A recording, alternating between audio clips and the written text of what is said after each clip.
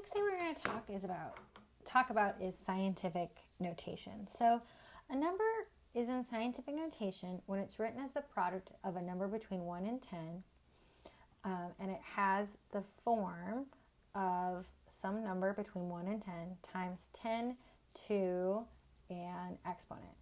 So the numbers between 1 and 10, and r is an integer. So for example, if I had 376,000, that would be 3.75 times 10 to the fifth. Now where did I get this 5 from? Well, I have 1, 2, 3, 4, 5. I moved my decimal point over 1, 2, 3, 4, 5 to get a number between 1 and 10.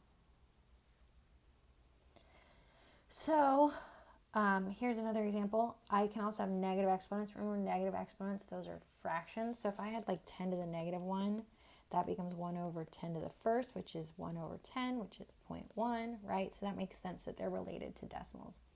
So instead of moving my decimal place 1, 2, 3, 4, 5 to the right, like I did the first time, now I'm going to move it 1, 2, 3 to the left in order to get a number between 1 and 10, and then my exponent is negative 3 because I moved my decimal place to the right. So for some examples, I've got 601. I move my decimal place 1, 2 to the left.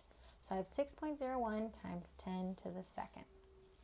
Here, I'm going to have to move my decimal place over 1, 2, right? That gives me 1.23 times 10 to the negative 2. If I wanted to expand this out, I've got 2.49. I have a positive and exponent, so I know I need to move my decimal place to the right. So I go 1, 2, 3.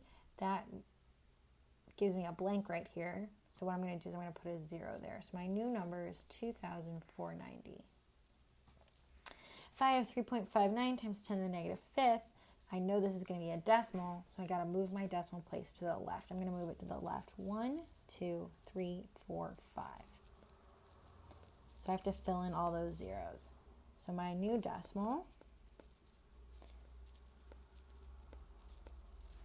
would be like so.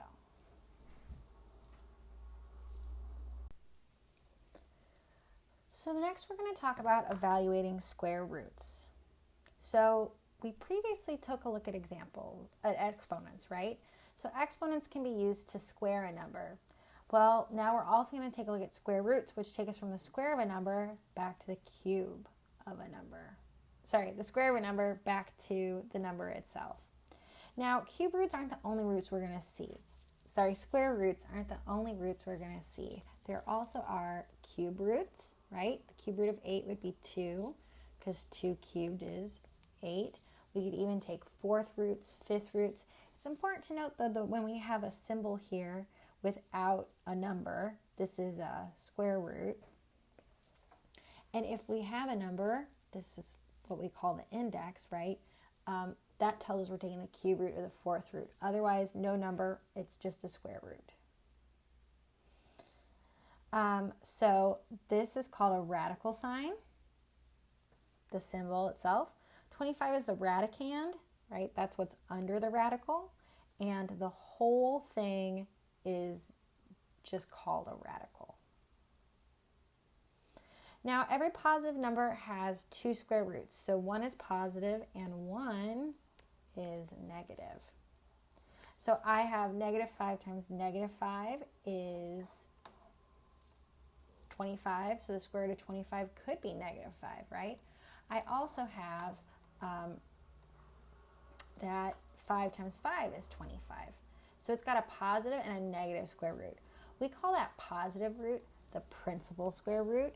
If we're asking for the negative root, we're going to write a negative sign in front of the square root. Remember, it's not going to be inside the square root because we can't take the square root of negative numbers. That would be imaginary. And right now we're working with real numbers only. The only number that has just one square root is 0, and it's also its own square root. The square root of 0 is 0 because 0 times 0 is 0. So the square root of 16 would be 4. The negative square root of 81 would be negative 9. And the square root of negative 4, this would be imaginary. So we're not going to do that right now.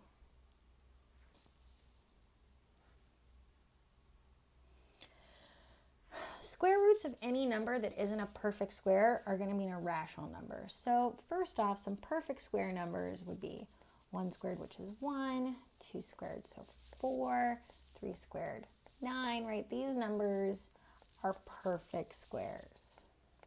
So they have really nice square roots. If we take the square root of something that isn't a perfect square, say for example 5, or any prime number for that matter, we're going to get an irrational number. This is where irrational numbers kind of come from. Like I said, we can do more than square a number, so we can do more than just take the square root of a number. We can have cube roots, fourth roots, even higher if you desired.